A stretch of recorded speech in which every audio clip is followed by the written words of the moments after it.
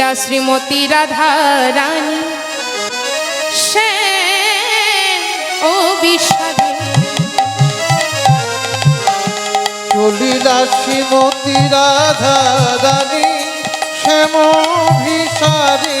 চলিলা শ্রীমতী রাধা রানী শ্যাম ভিসারে। চলিলা চলিলা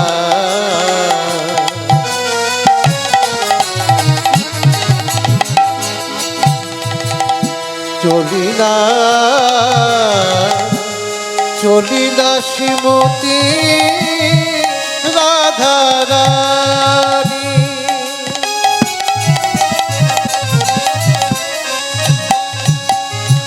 শ্যাময় ভিসারে।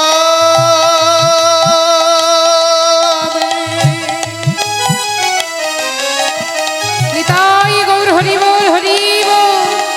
বিনোদিনী রাধা রানী রাধে চলিলা শ্রীমতী রাধা রানী চলিলা শ্রীমতী রাধা রানী শ্যাম ভিসারে। চলিলা শ্রীমতী রাধা রানী শ্যাম ভিসারে।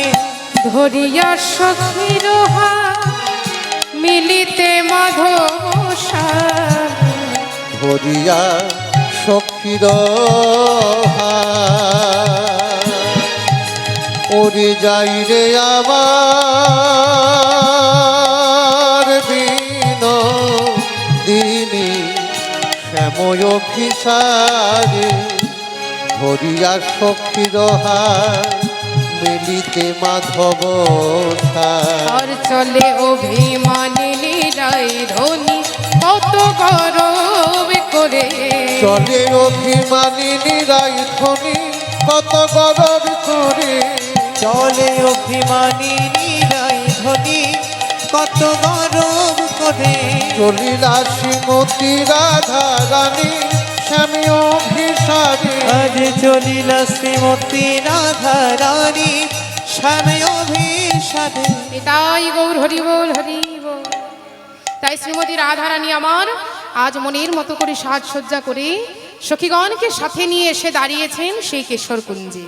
তা গোবিন্দ আসবে সেই রাধারানীর কুঞ্জে। দেখুন মা, রাধারানী তখন তাড়াতাড়ি করে সখীগণকে বলছে, ললিতা এই বিশাখা এক কাজ কর, বলি আমার মাধব তো এই কুঞ্জে আসবে, তা তোরা মনের মতো করে আমার মাধবের জন্য একটি কুঞ্জ সাজিয়ে দে। ওরে এই কুঞ্জে আমার মাধব আসবে, আমার এতদিনের ইচ্ছে আজ পূর্ণ হবে। সখী যা, সখী যা, তোরা তাড়াতাড়ি করে কুঞ্জ সাজিয়ে দে, আর তোরা দেরি করিস না সখী। ললিতা বলছে, রাই তুই যে আমাদের কুঞ্জ সাজাতে বলছিস, আমরা তো কেউ কুঞ্জ সাজাতে পারি না। বলি কেমন করে তোর মাধবের জন্য আমরা কুঞ্জ সাজাবো সখী, আমরা তো কেউ কুঞ্জ সাজাতেই পারি না। ঠিক এমন সময় পদকর্তা চণ্ডীদাস ভাবাবেশে এলেন সেই বৃন্দাবন ধামে। এসে বলছে, ললিতা ও বিশাখা কি হয়েছে গো, তোমাদের এত চিন্তিত দেখাচ্ছে, কিছু হয়েছে?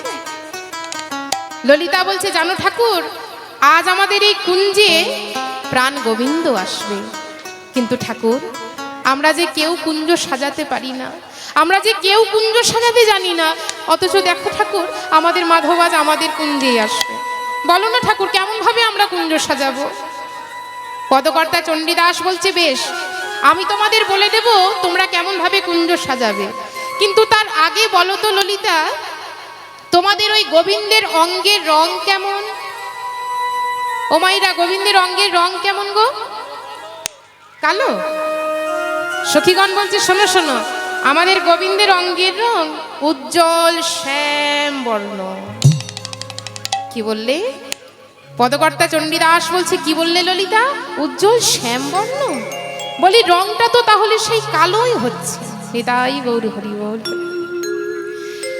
তোমাদের মাধবের অঙ্গের রং উজ্জ্বল শ্যাম বর্ণ, তাহলে রংটা তো কালোই হলো। সখীরা বাধা দিয়ে বলছে, না না না না ঠাকুর, অমন কথা মুখেও এনো না, আমাদের মাধব কেন কালো হতে যাবে? আমরা তো কাজল পড়া নয়নে মাধবকে কালো দেখি। আর জানো ঠাকুর, মাধবের ওই অঙ্গের জ্যোতিতে আমাদের এই মনের মণিকটা আলো হয়ে যায়। তখন পদকর্তা চণ্ডীদাস বলছে, বেশ বুঝতে পেরেছি, আমার কথা শুনে তোমাদের রাগ হচ্ছে, আচ্ছা বেশ, আর আমিও কথা বলবো না। তা এবার শুনে নাও, তোমাদের গোবিন্দ তোমাদের কুঞ্জে আসবে, কেমন করে তোমরা কুঞ্জ সাজাবে জানো? মন দিয়ে শোনো ললিতা। বলি, যে ফুলগুলি প্রথম কলি মেলেছে, যে ফুলগুলি প্রথম ফুটেছে, কোনো ভ্রমর মধুর লোভে সেই ফুলের মধ্যে বসেনি, আর সেই ফুল এনে তোমরা গোবিন্দের জন্য কুঞ্জ সাজিয়ে দিও। নিতাই গৌর হরিবোল হরিবোল। এই বলে পদকর্তা চণ্ডীদাস সেখান থেকে বিদায় নিলেন। রাধারানী তখন সখীগণকে বলছে, যা ললিতা, আর তোরা দেরি করিস না, আমার মাধবের কিন্তু আসার সময় প্রায় হয়ে এলো, তোরা মনের মতো করে কুঞ্জ সাজিয়ে দে। তাই রাধারানীর কথা মতো সখীগণ কি করেছেন, তখন রাধিকায় আদেশ মনের হদিশ কুসুম চয়ন করে। রাধিকায় আদেশে মনের হরিষে কুসুম চয়ন করে। রাধিকায় আদেশে মনের হদিশ কুসুম চয়ন করে। রাধিকায় আদেশে মনের হরিষে কুসুম চয়ন করে। আর মল্লিকা মালতী জুই জাথি জুথি সাজাইলা থরে থরে। মল্লিকা মালতী জুই জাথি জুথি সাজাইলা থরে থরে। দেখো মল্লিকা মালতী জুই জাথি জুথি সাজাইলা থরে থরে।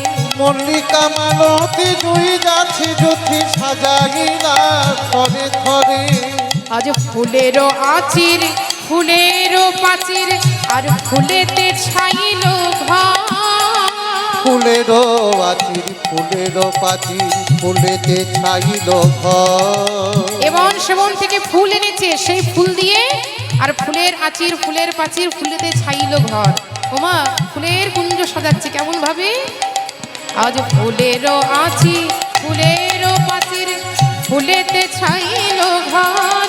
আবার ফুলেরও বালিশ আলিশ কারণ প্রতি ফুলে ফুলে সর। ফুলের বালিশে আলিশ কারণ প্রতি ফুলে ফুলে সর। দেখো ফুলেরও বালিশ আলিশ কারণ প্রতি ফুলে ফুলে সর। ফুলের বালিশে আলিশ কারণ প্রতি ফুলে ফুলে সর। ফুলের আলিশ ফুলের বালিশ ফুল এনে এবং সেবন থেকে ফুল এনে সখীগণ নিজের হাতে কুঞ্জ সাজাচ্ছে।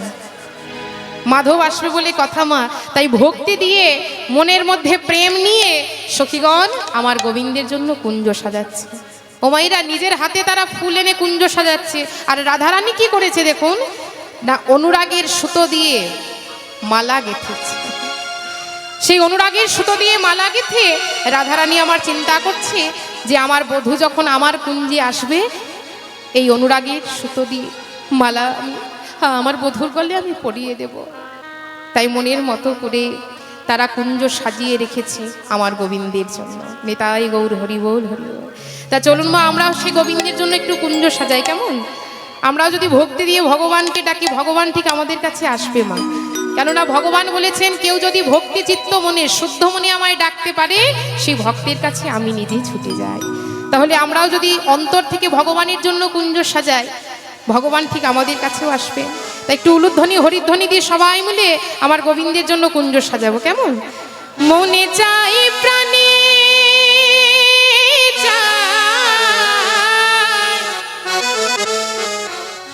এই মনে চাই প্রাণে চাই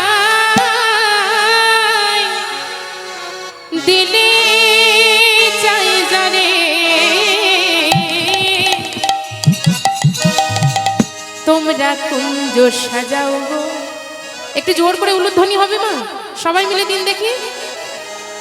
তোমরা কুঞ্জ সাজাও গো, আজ আমার প্রাণনাথ আসতে পারে। নিতাই গৌর হরিবোল। আজ আমার প্রাণনাথ আসতে পারে। তোমরা কুঞ্জ সাজাও গো, আজ আমার প্রাণনাথ আসতে পারে। এই মনে চাই প্রাণে চাই, মনে চাই প্রাণে চাই দিলে চাই যারে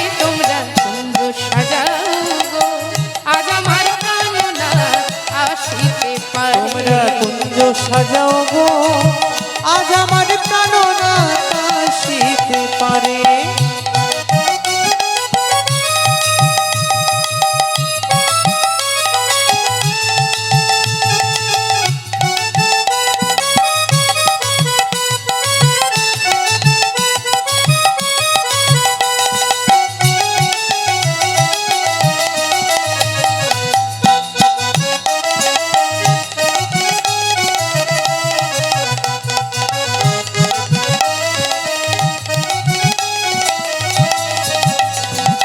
আতর গোলাপ চুয়া চন্দন ছিটাইয়া দাও ঘরে, আতর গোলাপ চুয়া চন্দন ছিটাইয়া দাও ঘরে, আতর গোলাপ চুয়া চন্দন ছিটাইয়া দাও ঘরে। আতর গোলাপ চুয়া চন্দন ছিটাইয়া দাও ঘরে। আর সাজাও গো তোমরা সাজাও গো, আহা সাজাও গো ফুলের বিছানা পবিত্র অন্তরে। তোমরা সাজাও গো নিতাই গৌর হরি সাজাও গো বল। ফুলের বিছানা পবিত্র অন্তরে। আহা সাজাও গো ফুলের বিছানা পবিত্র অন্তরে। উলুধ্বনি সকলে তোমরা কুঞ্জ সাজাও গো আজ আমার প্রাণনাথ আসিতে পারে। তোমরা কুঞ্জ সাজাও গো আজ আমার প্রাণনাথ আসিতে পারে।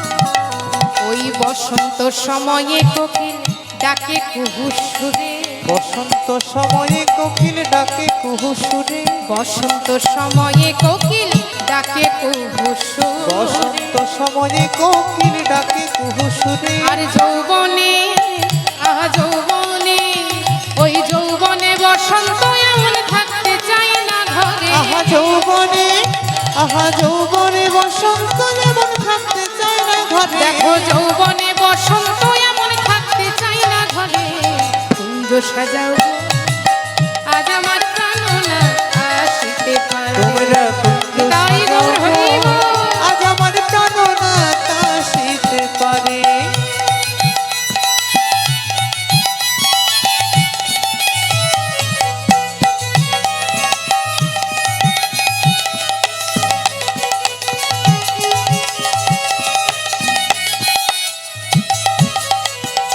আসিলে আসিতে পারে ভরসা অন্তরে, আসিলে আসিতে পারে ভরসা অন্তরে।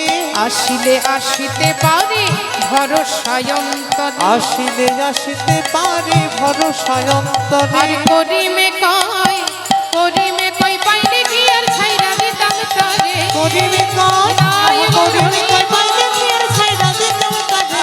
করিমে কই দেখো করিমে কই পাইলে কি আর ছাইরা দিতাম তরে। আহা করিবে কয় পাইলে কি আর ছাইরা দিতাম তারে। তোমরা কুঞ্জ সাজাও গো আজ আমার প্রাণনাথ আসিতে পারে। তোমরা কুঞ্জ সাজাও গো আজ আমার প্রাণনাথ আসিতে পারে।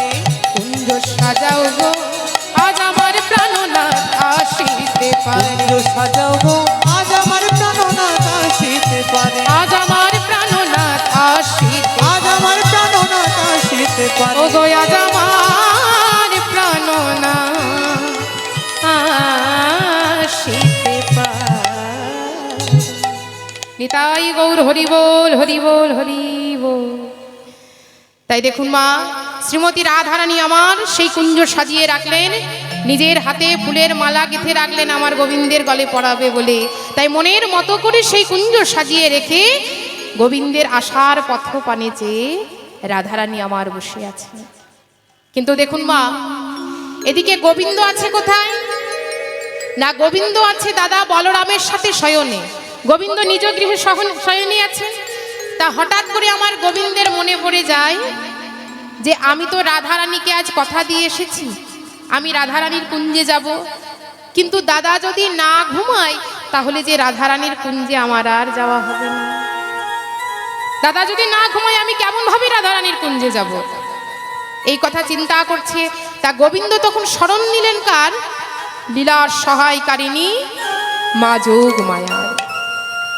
মা যোগমায়াকে গোবিন্দ স্মরণ করেছেন। আর যোগমায়াকে যখন স্মরণ করেছেন, যোগমায়া দাদা বলরামের দু নয়নের মধ্যে অবস্থান করলেন।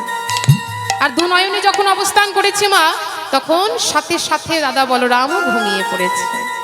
তা বলরাম যখন ঘুমিয়ে পড়েছে, গোবিন্দ চিন্তা করছে এটাই সুযোগ, এই সুযোগে আমায় রাধারানীর কুঞ্জে যেতে হবে।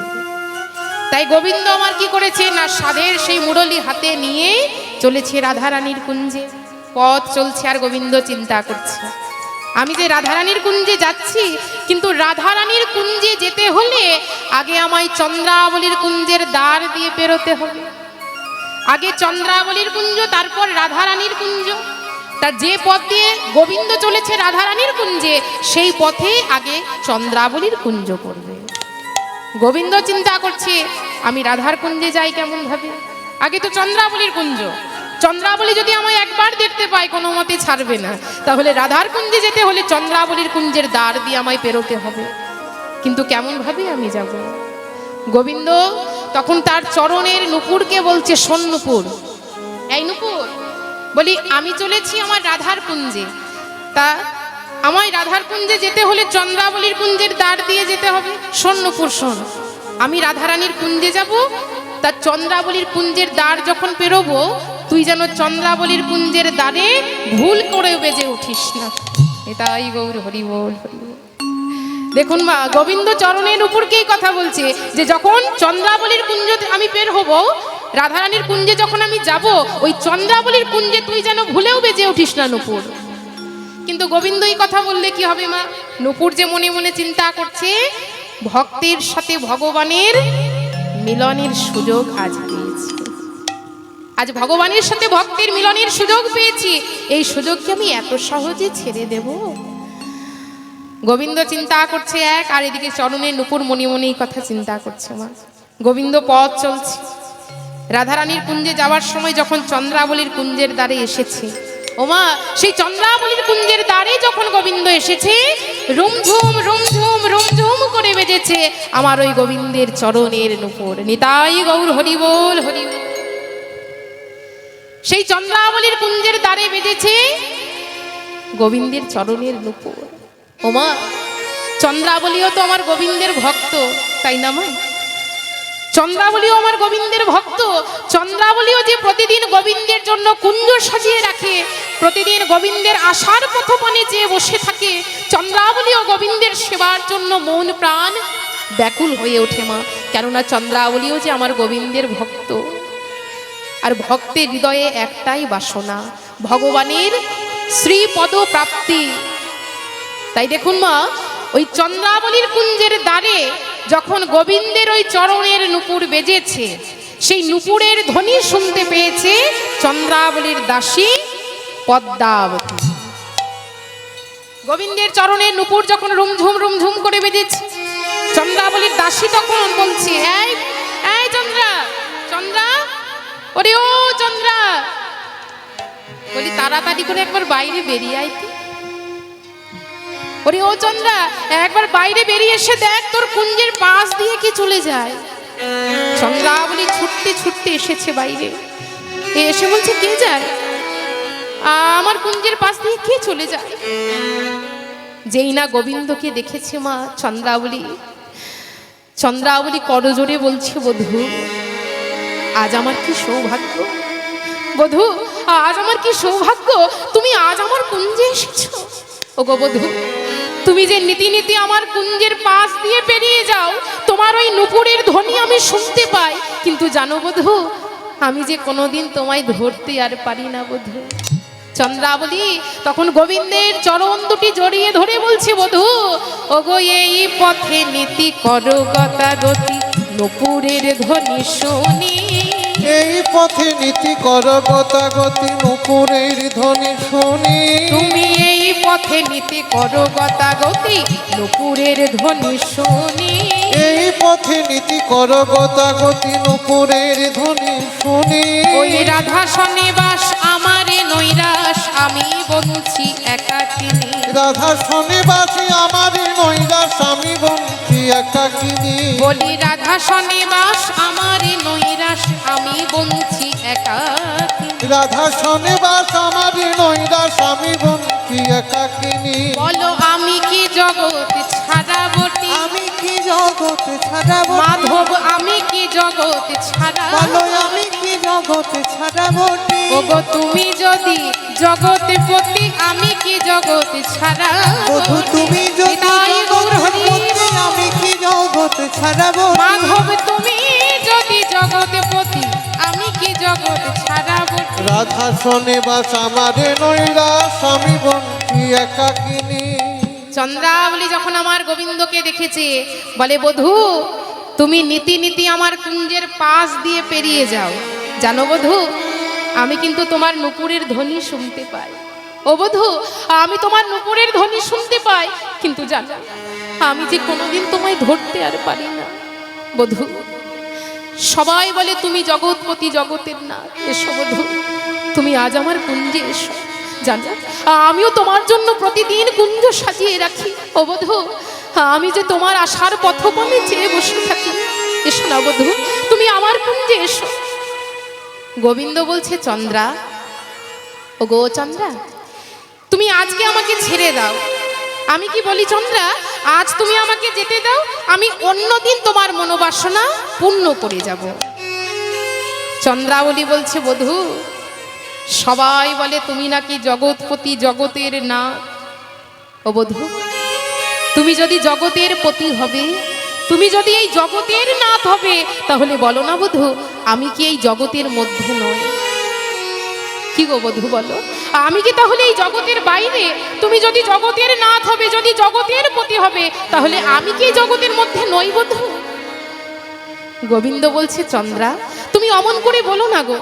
আচ্ছা বেশ তুমি আজকে আমাকে ছেড়ে দাও, আমি তোমায় কথা দিলাম আমি কাল এসে তোমার মনোবাসনা ঠিক পূর্ণ করে যাব। তুমি আজকে আমাকে যেতে দাও, কাল তোমার মনোবাসনা পূর্ণ করব। ওমা গোবিন্দ যখন চন্দ্রাবলীকে এই কথা বলেছে, চন্দ্রাবলী বলছে বধূ জানি জানি বধূ জানি তুমি কথা দিলে কথা রাখতে জানো, সেটা আমি জানি।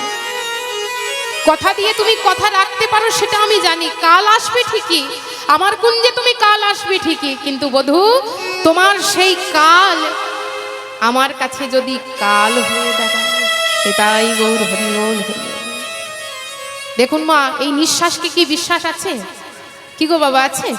এই আছি কিছুক্ষণ পর আবার আমরা নাও থাকতে পারি, তাই না? এই নিঃশ্বাসকে কোনো বিশ্বাস নেই। অথচ দেখুন এই মায়ার সংসারে এসে দুদিনের জন্য আমরা এসেছি এই পৃথিবীতে। ভগবান আমাদের এক করতে পৃথিবীতে পাঠিয়েছেন, আর আমরা এক করছি মা এই পৃথিবীতে এসে। এই পৃথিবীতে আসার কারণ কি না কৃষ্ণ ভজিবার তরে সংসারে আইনু মিছে মায়ায় বদ্ধ হয়ে বৃক্ষ সম হইল। ভগবান আমাদের এক করতে পাঠালেন কৃষ্ণ ভজন করার জন্য, কৃষ্ণ ভজিবার জন্য। এত সুন্দর দেহ এত সুন্দর বদন আমাদের দিয়েছেন, অথচ মায়ার সংসারে আমরা এমন জড়িয়ে যাই যে ভগবানের নাম গুণগান গাওয়ার মতো সময়টুকু আমাদের মধ্যে কলির জীবের নেই। যখন আমরা মাতৃগর্ভে থাকি তখন তো প্রত্যেকেই ভগবানকে বলে আসি যে প্রভু তুমি আমাদের উদ্ধার করে দাও, তুমি আমাদের উদ্ধার করে দাও প্রভু। ওই ধরায় গিয়ে আমরা তোমার নাম গুণগান গাইব। কি গো মা বলি তো, মায়ের গর্ভে যখন আমরা ছিলাম প্রত্যেকে এই কথা কিন্তু ভগবানকে দিয়ে এসেছি। আর ভগবান দেখুন এতই কৃপাময় এতই দয়াময়, সব কিছু আমাদের ভগবান দিয়েছেন। ভগবান না দিলে কি আমরা এত কিছু পেতাম না? ভগবান দিয়েছেন বলে এত সুন্দর সংসার, ছেলে মেয়ে আত্মীয় স্বজন সব কিছু ভগবানের জন্যই আমরা পেয়েছি। তা যার জন্য এত কিছু পেলাম সেই ভগবানকে ধরায় এসে একটু ডাকার মতো সময় করে আমরা ডাকতেও পারি না। ভগবান তো কিচ্ছু চাই না মা। ভগবান কোনোদিন বলেনি যে আমায় রাজভোগ সাজিয়ে আমার সেবা দাও, বলেছে? ভগবান কোনোদিন বলেনি আমায় ফলমূল সাজিয়ে আমার সেবা দাও। ভগবান শুধু ভক্তির কাছে একটাই জিনিস চায়, সেটা হলো কোনো ভক্ত যদি ভক্তি দিয়ে দুফোঁটা চোখের জল ঝরিয়ে ভগবানের চরণে দিতে পারে, আমার ভগবান সেই ভক্তের কাছে নিজে ছুটে আসে। নিতাই গৌর হরি বল হরি। কেননা কেননা ভগবান নিজে বলেছেন আমা হতে আমার ভক্ত বড়। কোনো ভক্ত যদি ভক্তি চিত্ত মনে আমায় ডাকে, সেই ভক্তের বোঝাও আমি মাথা পেতে নিই। ভগবান বলেছেন যে করে আমার আশ আগে করি তার সর্বনাশ, তবুও যদি না ছাড়ে আশ আমি হই তার দাসের দাস। দেখবেন মা, যারা আমার ভগবানের প্রকৃত ভক্ত, যারা সদা সর্বদাই আমার ভগবানকে হৃদয়ের মাঝে রেখে সবসময় ভগবানের ভজনা করে, ভগবানের গুণগান গায়, তারা কিন্তু সবসময় বলে যে আমরা তো সবসময় ভগবানকে ডাকছি, ভগবানের চরণে নিজেকে আত্মসমর্পণ করে দিয়েছি, তাহলে ভগবান বেশি আমাদের কেন কষ্ট দিচ্ছে? বলে না মা, ভগবান বেশি আমাদের কেন দুঃখ দিচ্ছেন, কেন এত যন্ত্রণা দিচ্ছেন? কিন্তু ভগবান যে তাদেরই বেশি কষ্ট দেয় গো, যে ভক্ত আমার ভগবানের খুব প্রিয়, যে ভক্ত আমার ভগবানের খুব কাছে, সেই ভক্তকেই ভগবান বেশি পরীক্ষা নেয়। ওই যে ভগবান বললেন যে করে আমার আশ আগে করি তার সর্বনাশ। ভগবান বলছে কেউ যদি আমার চরণে সব কিছু সমর্পণ করে দেয়, সব সময় আমায় যদি অন্তরের মধ্যে কেউ রাখে, সেই ভক্তকে আগে আমি পরীক্ষা নিই, সেই ভক্তকে আগে আমি কষ্ট দিই, দুঃখ দিই, যন্ত্রণা দিই। কিন্তু সেই দুঃখ কষ্ট যন্ত্রণা পাবার পরেও সেই ভক্ত যদি আমার চরণ না ছাড়ে, সেই ভক্তের দাসের দাস আমি হয়ে যাই। নিতাই গৌর হরি বল। দেখুন মা, তারই এক প্রমাণ। একদিন এক ব্রাহ্মণ বাজারে গিয়ে প্রবেশ করেছে, মাছের বাজারে। তা সেই ব্রাহ্মণ যখন মাছের বাজারে গেছে, মাছের বাজারে গিয়ে দেখছে যে মাছের এক মেছেনি মাছ বিক্রি করছে, আর তার ঝুলিতে, ওই মাছের ঝুলিতে শালগ্রাম শিলা রয়েছে। হরি বল।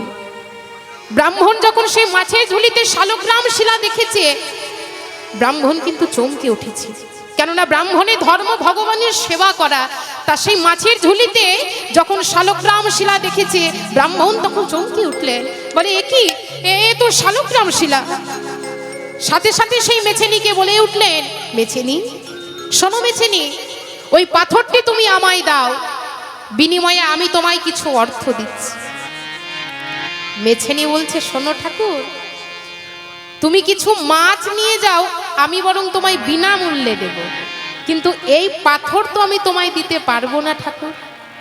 এই পাথরটার কত গুণ জানো? কেউ যদি আমার কাছে 500 গ্রাম মাছ চায়, আমি এই পাথরটাই চাপিয়ে দিই। আবার কেউ যদি 200 গ্রাম মাছ চাই, আমি এই পাথরটাই চাপিয়ে দিই। তা যত পরেই আমি মাছ আনি না কেন, আমার মাছ কিন্তু আগেই বিক্রি হবে। তাই শোনো ঠাকুর, এই পাথর আমি তোমায় দিতে পারবো না, তুমি কিছু মাছ নিয়ে যাও, বিনামূল্যে দেব, পাথর তো আমি তোমায় দেব না ঠাকুর। ব্রাহ্মণ বলছি, শোনো মেছেনি, আমি তোমায় 1000 টাকা দেব, তাও তুমি পাথরটি আমায় দেবে না? ও মায়েরা, যখন এতগুলো টাকার কথা বলেছে, মেছেনি আর লোভ সামলাতে পারলো না, বলে বেশ ঠাকুর, আমি এই মাছ কটা বিক্রি করে নি, তুমি ততক্ষণে বাজারটা একটু ঘুরে এসো। মেছেনি চিন্তা করছে, একে তো অনেক দিন ব্যবহার করেছি, এবার এর মায়া ছেড়ে দেওয়া ভালো। বলে বেশ ঠাকুর, যাও তুমি বাজারটা একটু ঘুরে এসো, আমি মাছ কটা বিক্রি করে নি।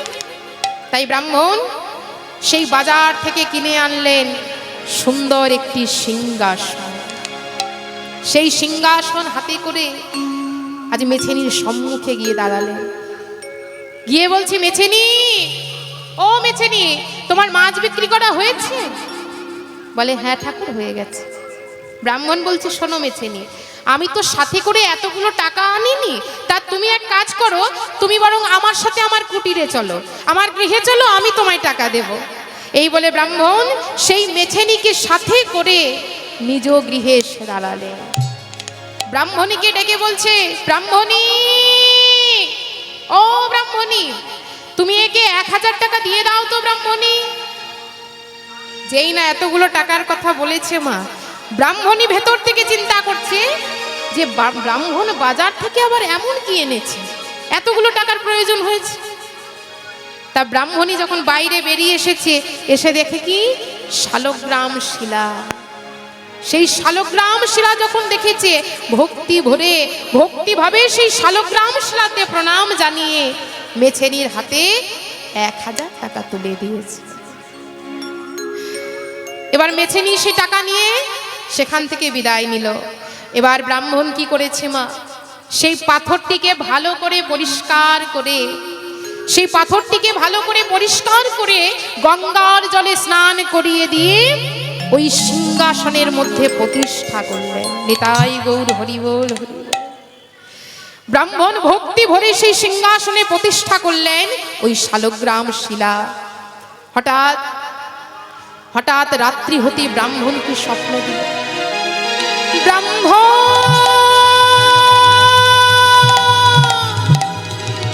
তুমি আমায় যেখান থেকে এনেছো সেখানেই রেখে এসো ব্রাহ্মণ, নইলে তোমার সর্বনাশ হবে ব্রাহ্মণ। যেই নাই স্বপ্ন পেয়েছে চমকে উঠলেন ব্রাহ্মণ। ব্রাহ্মণ বলে, প্রভু প্রভু, তোমায় পেয়ে আমার যত সর্বনাশ হবে হোক, তাতে আমার কোনো দুঃখ নেই। ও প্রভু, তাতে আমার কোনো কষ্ট নেই, কোনো দুঃখ নেই। কিন্তু প্রভু গো, আমি যখন তোমার চরণ পেয়েছি, তোমার চরণ ছাড়া আমায় করে দিও না প্রভু। তোমার চরণ যখন আমি পেয়েছি, আমার সব শেষ হয়ে যাক, তাতে আমার কোনো দুঃখ নেই, তাতে আমার কোনো কষ্ট নেই। কিন্তু প্রভু, আমি তোমার চরণ যে ছাড়তে পারবো না প্রভু। পরদিন মারা গেল ব্রাহ্মণের একটি মাত্র সন্তান। বলে, ব্রাহ্মণ, আমি তোমায় এখনো বলছি, তুমি আমায় মেছেনির ওই মাছের ডালাতেই রেখে এসো, না হলে যে তোমার আরো সর্বনাশ হবে ব্রাহ্মণ। ব্রাহ্মণ বলছে, প্রভু, আমার সব কিছু শেষ হয়ে যায়, তাতে আমার কোনো দুঃখ নেই প্রভু, তাতে আমার কোনো কষ্ট নেই প্রভু, কিন্তু তোমার চরণ ছাড়া আমায় করে দিও না প্রভু। আমি যখন তোমার চরণ পেয়েছি, তোমার চরণ থেকে আমায় বঞ্চিত করে দিও না প্রভু। পরদিন মারা গেল ব্রাহ্মণের স্ত্রী। দেখুন মা, ব্রাহ্মণের কিন্তু আপন বলতে আর কেউ থাকলো না।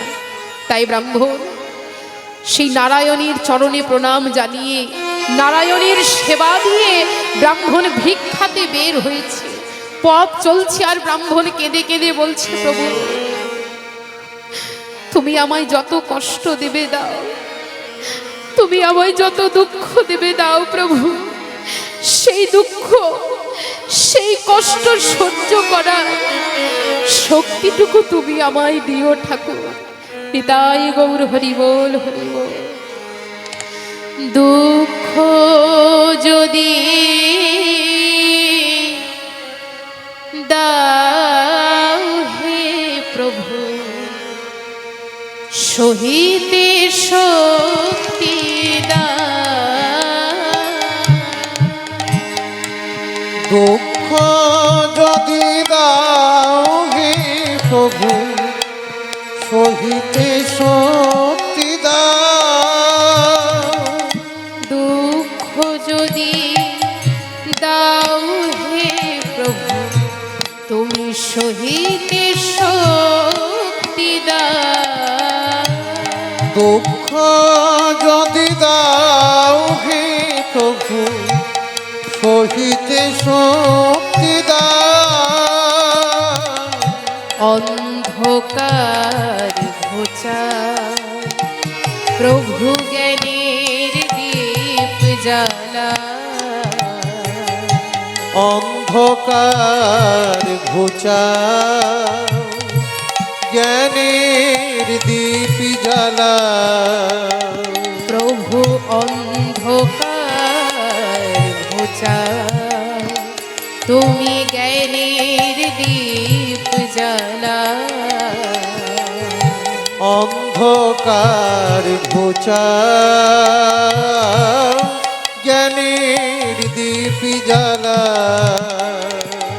এই ব্যথার প্রদীপ জেলেছি আমি, নাও গো জানা। ব্যথার প্রদীপ গৌর হরি বল। জেনেছি আমি, নাও গো জানা।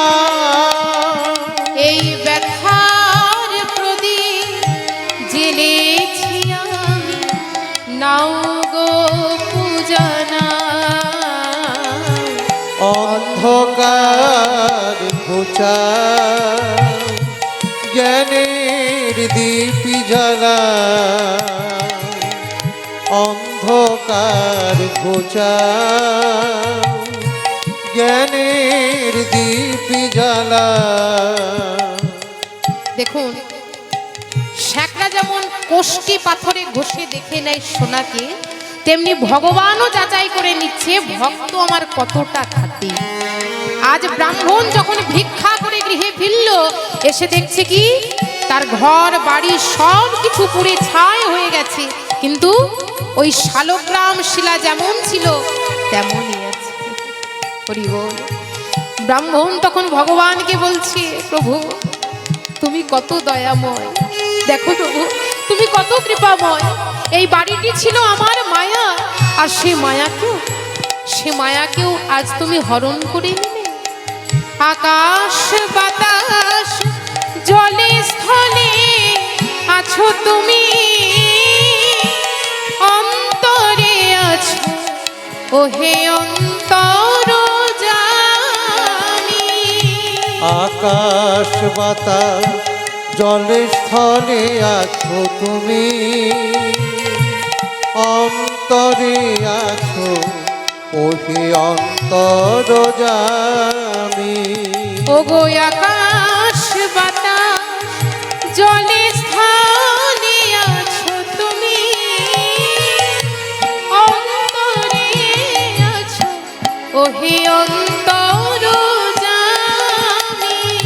আকাশ বাতাস জলে স্থলে আছো তুমি, অন্তরে আছো ওহে অন্তর জানি। ওগো তোমার পদ তলে আমার মাথা নত করে দাও। তোমার পদ তলে আমার মাথা নত করে দাও। প্রভু তোমার পদ তলে আমার মাথা নত করে দাও। অন্ধকার ঘোচা প্রভু জ্ঞানের দীপ জ্বালা। অন্ধকার ঘোচা প্রভু জ্ঞানের দীপ জ্বালা। অন্ধকার ঘোচা প্রভু জ্ঞানের দীপ জ্বালা। নিতাই গৌর হরি বল হরি বল।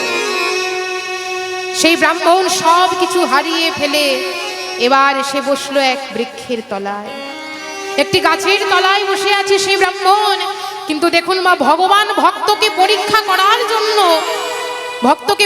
করার জন্য আজ ব্রাহ্মণের শরীরে এমন কঠিন ব্যাধি দিল যে ব্রাহ্মণ আজ আর উঠে দাঁড়াতেও পারল না।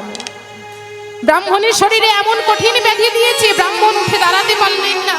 তখন ব্রাহ্মণও বলছে, প্রভু আজ আমি নিরুপায়।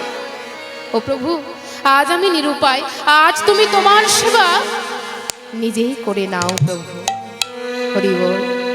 দেখুন মা, ভগবানও ভক্তের কাছে পরাজিত হলেন, তাই ভগবান আর থাকতে পারলেন না।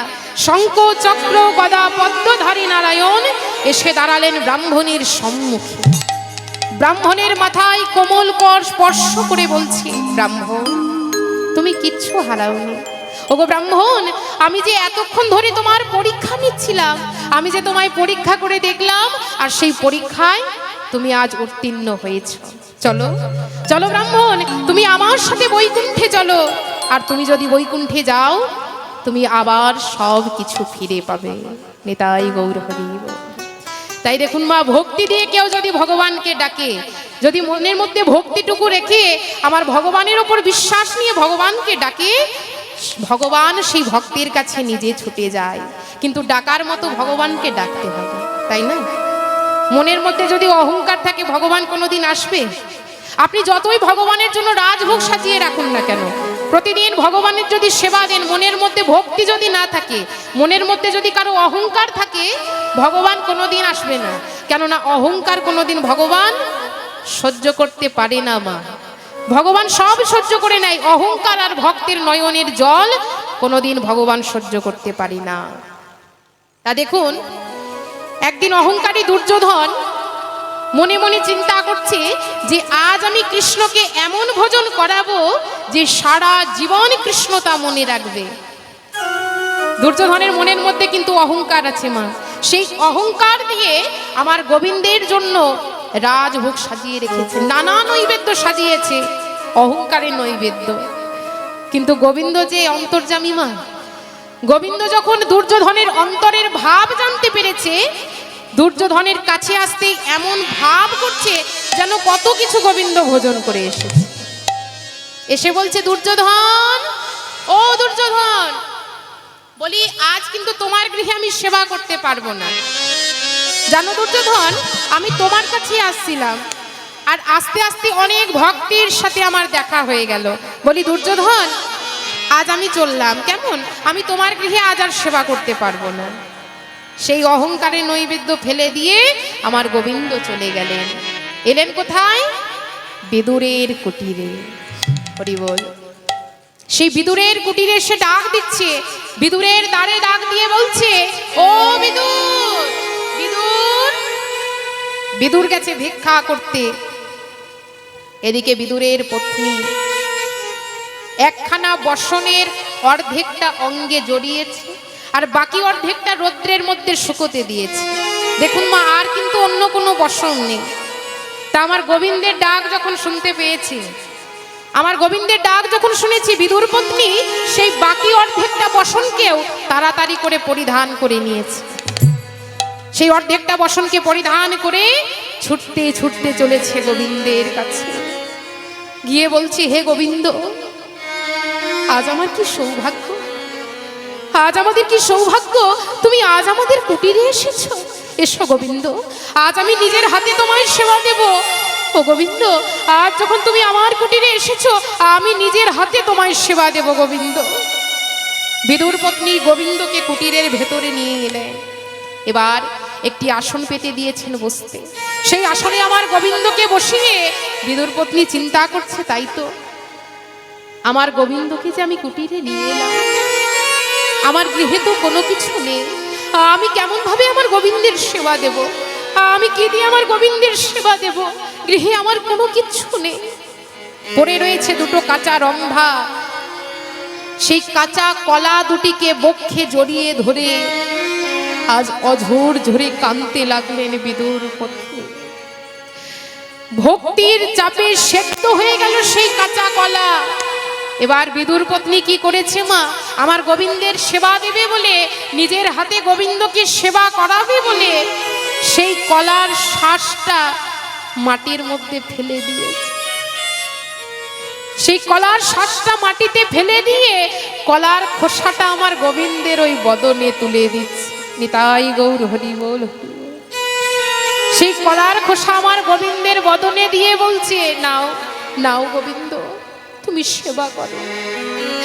আর গোবিন্দ যে মনের আনন্দে সেই কলার খোসা সেবা নিচ্ছে। বিদুর পত্নী যখন নিজের হাতে কলার খোসা গোবিন্দের বদনে তুলে দিয়েছে, দূর হতে বিদুর তা দেখতে পেয়েছে। বিদুর আর থাকতে পারলো না, বলে, ও তুমি কি করছো? তুমি আমার গোবিন্দের বদনে তুমি কলার খোসা তুলে দিচ্ছ, ছি ছি ছি, তুমি কি করছো? গোবিন্দ তখন তাড়াতাড়ি করে বাধা দিচ্ছে। গোবিন্দ বাধা দিয়ে বলছি, বিদুর, ও গো বিদুর, এ যে অনুরাগে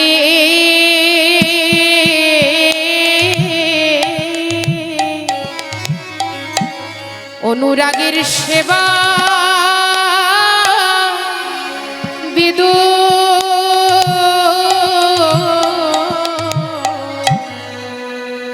এ যে অনুরাগ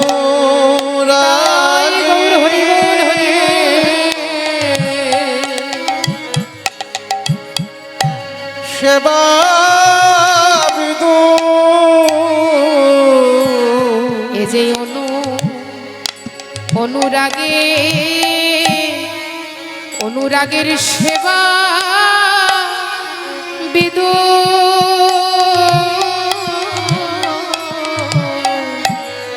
এ যে অনুরাগীর সেবা বিদু নানা সেবা বাধা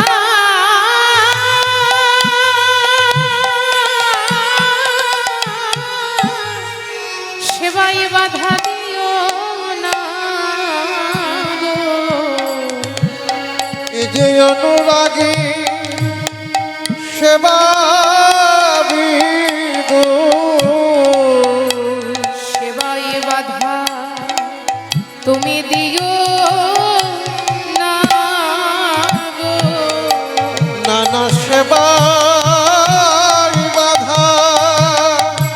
বাধা দিও না গো। এ যে অনুরাগের সেবা বিদু তুমি সেবায় বাধা দিও না এ গো। যে অনুরাগের সেবা বিদু নানা সেবায় বাধা দিও না গো। এ যে অনুরাগের সেবা বিদু তুমি সেবায় বাধা দিও না গো। আহা অনুরাগের সেবা বিদু সেবায় বাধা দিও না গো। নানা সেবায় বাধা দিও না গো। এ যে অনুরাগের সেবা বিদু সেবায় বাধা নিতাই গৌর দিও হরি না বল গো। হরি বল। অনুরাগের সেবা বিদু সেবায় বাধা দিও না গো। এ যে অনুরাগী সেবা বিদু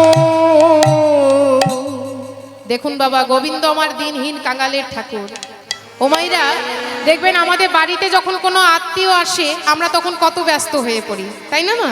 কোনো আত্মীয় যখন আমাদের বাড়িতে আসে কত ব্যস্ত হয়ে পড়ি, কোথায় রাখবো, কি ভোজন করাবো, দামি দামি বসবার আসন দিই, দামি দামি ভোজন সামগ্রী দিই। কিন্তু একটি বার ভেবে দেখুন বাবা, আমাদের এই হৃদয় কুটিরে যে পরমাত্মীয় বসে আছে, এই হৃদয় কুটিরে যে পরমাত্মীয় বসে আছে, আমরা কিন্তু একটি বার তার কোনোদিন খোঁজ নিয়ে দেখি না। অথচ ভগবান আমার এতই দয়াল, এত অবহেলা, এত অনাদর আমরা ভগবানকে করি। এই ভাঙা কুটির ছেড়ে তাও যে ভগবান কোনো মতেই যেতে চায় না। মা নিতাই গৌর হরি বল হরি বল।